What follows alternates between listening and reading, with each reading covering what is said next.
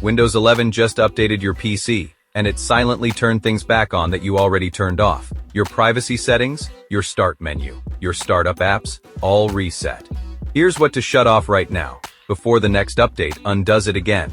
Every time Windows 11 pushes a feature update, it can quietly reset a handful of settings back to default.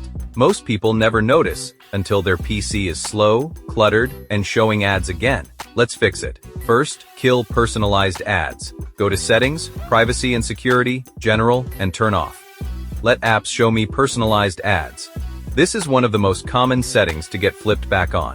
Second, stop Start menu recommendations. Go to Settings, Personalization, Start, and turn off Show recommendations for tips, shortcuts, new apps, and more. This one resets constantly.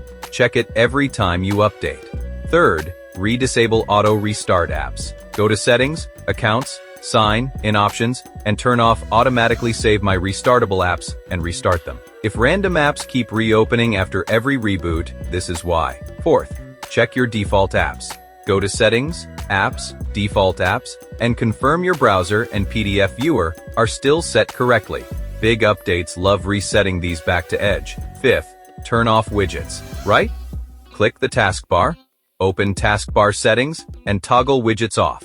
It comes back more than almost any other feature on this list. One more before you go.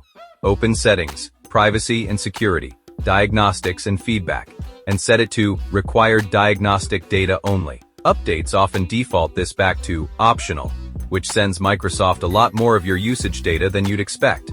If this just saved you a resetup, hit subscribe. I catch these Windows changes before they cost you time every single week. Bookmark this video and run through these 5 checks again after every Windows update. It takes 90 seconds and keeps your PC exactly how you want it.